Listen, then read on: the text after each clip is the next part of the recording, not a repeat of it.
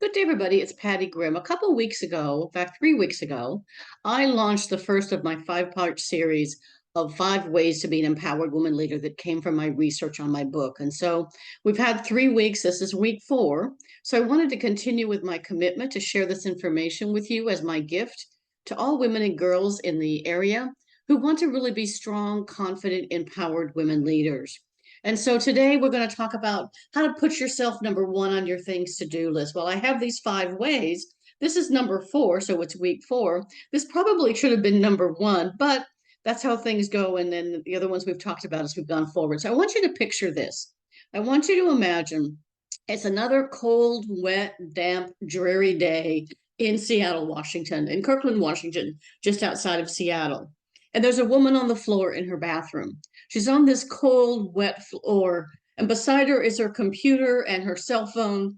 And she's on this floor because she has worked so hard that she hasn't burned the candle on both ends. There is no candle left. She wasn't number 1 on her things to do list, number 10, number 50, or maybe even number 100. She'd been to doctors, nurses, nurse practitioners who kept telling her she was working too hard. She was working 70, 80 hours a week. She worked every night, every weekend. She gave up family, friends, and events to be able to get her job done. And this was the job that she loved, that she was traveling the world and she loved this job, but she could not get up the energy to get up that floor. The doctors told her she had anxiety, she was depressed, that she was having anal gland failure, her hair was falling out. She couldn't even make the simple of decisions. That woman was me in October of 2014. That was me after I'd worked so hard that I wasn't number 1 on my things to do list. I wasn't in the top 10. I probably wasn't even in the top 50 or 100. That event and getting back up that off that floor and becoming stronger than ever is what motivated and drove me to write my book, Quiet Women Never Changed History. Be strong, stand up, stand out. Let's go kick some ass. So I spent 5 years or 3 years doing research with over 3,259 people about what makes a great strong woman leader. So the series is about these 5 things. So far we've talked about number 1, being strong and play into your strengths. We've talked about number 2, be able to, in order for you to be able to stand up, how to develop a personal leadership vision to guide your career in life. Last week, we talked about standing out, about being more valuable, visible, and vocal. This week, we'll talk about putting yourself number 1 on your things to do list. And lastly, next week, we'll talk about paying it forward and leaving the world a better place for women and girls forever. And I want you to remember this quote from Ashley Graham. Ashley Graham is the plus size model fashion designer who was told she was too heavy to be a high performance, high paid model, and yet she accomplished that and more. She said, never let anybody tell you what you can't do. Be real, be the real you, be authentic, be the kind of woman that you want to be, and don't let anybody take that job away from you. When I was on that floor, I realized I had given up on me. I'd given up on my vision and values. As we talked about in week 2, one of the things that got me off that floor and back stronger than ever and writing my book and speaking all around the world about how to be strong, confident women leaders to women and girls as young as middle school was the fact that I realized I had stopped living and being me. So this is week 4, and we're going to talk about putting yourself number 1 on your things to do list. And I will say this several times. I want you to practice self-care because self-care is not selfish, it is survival. You can't give away what you do not own. You can't pour from an empty teacup. If your candle's burned at both ends, you can't help people around you, your family, your friends, your coworkers, your bosses, your community. If you're that fried and burned up, you can't help somebody else. You have to put yourself number 1 on your things to do list. Find things that bring you joy. Eat, pray, love, be active, and take time to do things you love. I'm going to give you some practical tips and tools and exercises in this short video because the key to your success is remembering the art of extreme self-care. Because you want to live life is all about balance.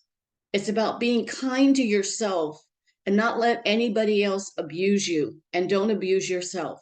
It's about trusting yourself and not being deceived and being content, but never stop improving yourself. So being able to be strong and stand up, stand out, and be able to be the kind of woman leader you know you are and can be, you need to maximize your self-worth. Your self-worth is a combination of three factors. One is your self-perception. How do you see yourself? Are you practicing negative self-talk and saying, I'm not good enough, like we talked about last session on being valuable, visible, and vocal and building up your confidence? Do you have high self-esteem? Do you believe in yourself? Do you say to yourself, I am good enough? I am doing the best I can with what I have. And do you have self-confidence? So we're going to review a couple of those things. So your self-worth is your self-perception, your self-esteem, and your self-confidence. And that's key to being successful in this life because we all have to overcome the imposter syndrome and live and think about self-compassion. Many of us grew up with something I called and talked about last week about the good girl syndrome. Be the good girl, go to the good school, have the good friends, go to the good college, get the good job, find the good significant others. All of that program as little girls turned in perfectionism. As we grow older, that perfectionism turns into the imposter syndrome, which is a collection or a sense of feeling that I'm not good enough, I'm inadequate, that persists despite evidence to the opposite that I am successful. They can't, people who have imposter syndrome suffer from chronic self-doubt and a sense of intellectual that I'm a fraud. But the fact is, you are successful. When we're in the imposter syndrome focus, we're blaming ourselves and saying, I'm fake, I'm not good enough, I'm not smart enough, no one should listen to me. But when you practice self-compassion, it really is all about how do you become the best that you can be by having compassion and forgiveness for yourself. Being able to say, I'm not a fake, but this is new to me. I don't want you to fake it until you make it. I want you to do it until you own it. Instead of saying, I'm not smart enough, say, I made a mistake and I'm still learning. I'll do better next time.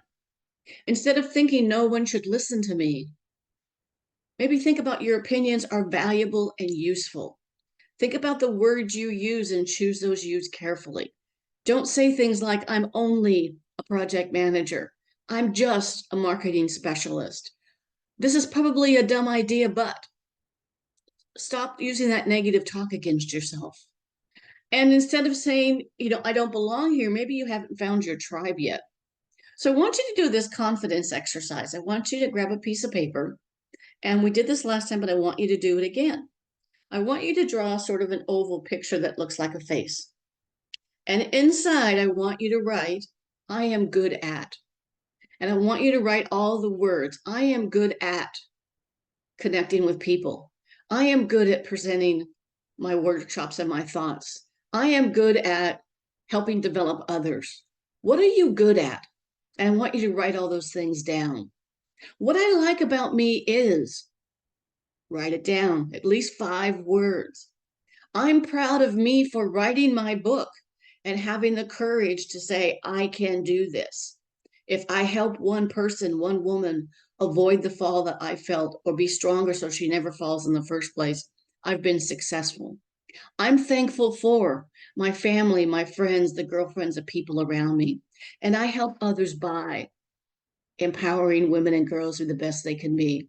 I say in my business, I help mid-career women go from burnout to breakthrough, from career stagnation to success with my Empower Her, Accelerate Her coaching program and my Leader Her leadership program for companies and organizations. I want you to write this today, and I want you to do this every week for the next 6 months.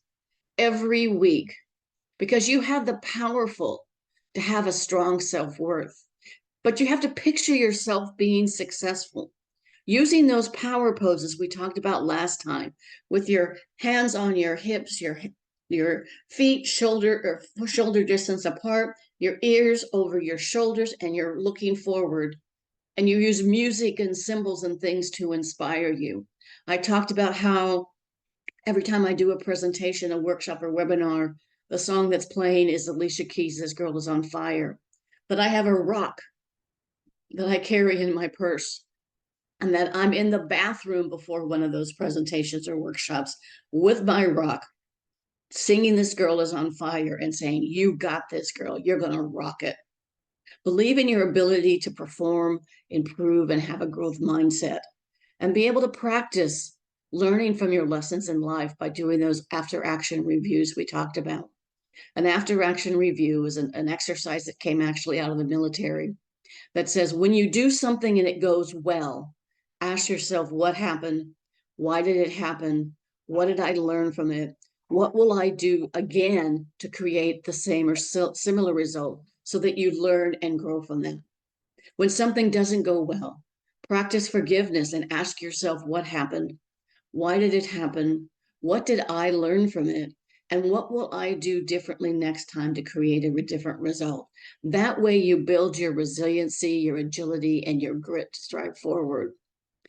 Another thing to think about, an exercise to do, is think about, how much time do you reserve for me?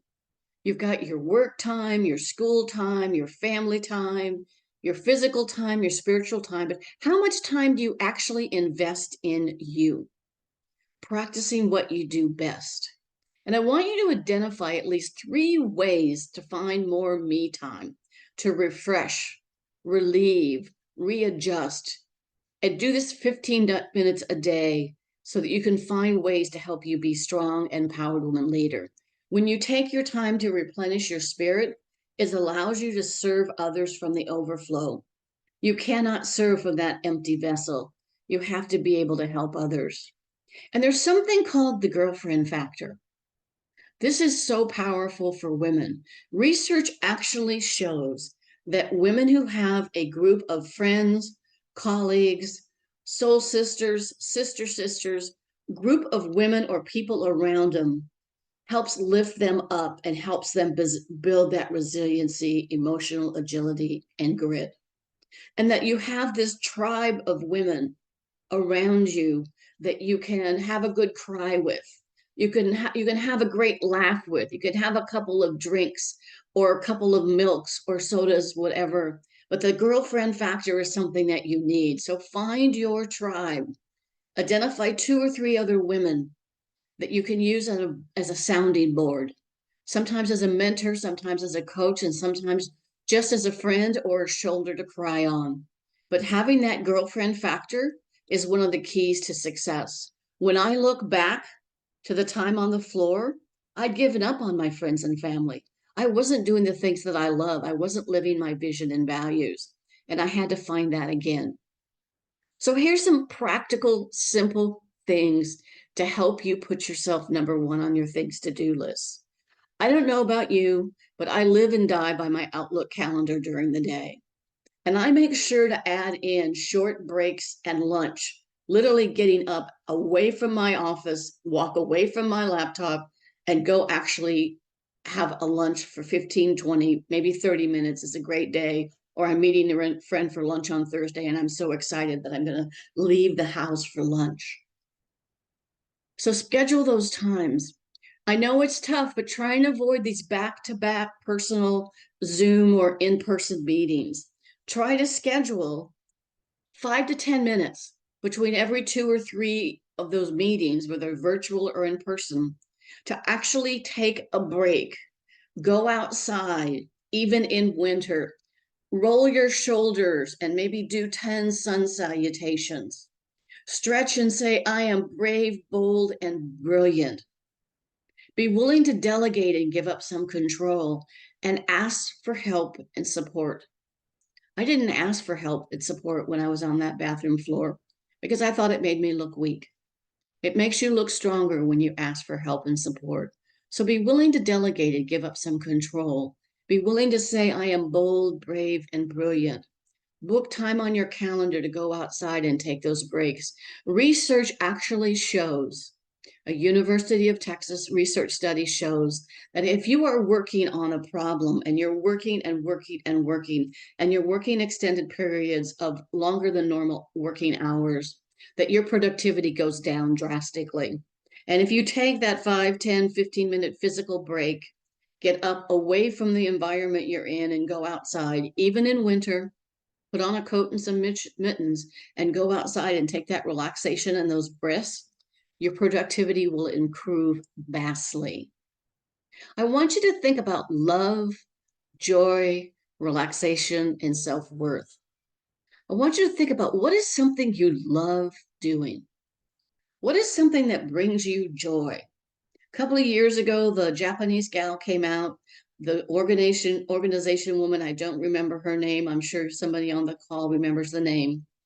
She talks about things that bring you joy. If you go through your closet and you look at things and say, does this bring me joy? If it doesn't bring you joy, donate it. I now, when I'm trying clothes on or I'm looking for something, I have to ask myself, does this bring me joy? If not, I put it back on the rack. What are your best relaxation tips or tools? Do you meditate even for 5 minutes? Do you take those breaks outside? Whatever you do will help you build that self-worth, that self-perception, that self-confidence, your self-esteem through self-care. One of the books I read during my time when I was on that floor and trying to get back up again and go back to the job that I loved was I read the book by Dr. Louise Hayes, You Can Heal Your Life. I did every exercise in that book. I went through and did everything and journaled and wrote things down so I could learn from that. The other one was Cheryl Richardson, The Art of Extreme Self-Care. So I want you to write down at least a dozen things that get you to put yourself number one on your things to do list. I want you to identify 3 of those things to create better balance in your life. And I want you to put them on your calendar, that you're just going to do it with no excuses. And so when you look back on your life and imagine you're sitting on a bench, what advice would you give to your younger self? What words of advice? What I would say to people is be good, be brave, be bold, be willing to stretch and have some fun. If you want to contact me, you could contact me through my regular email, which is pattygrimm@live.com. You can find me on LinkedIn, Patty Grimm, PATTIE GRIMM. You can find me on Twitter, Instagram. You can also order my book on Amazon. My book is called Quiet Women, Never Change History. Be strong, stand up, stand out. Let's go kick some glass. Together we can kick that glass ceiling, and together we can be stronger, more empowered, confident women leader.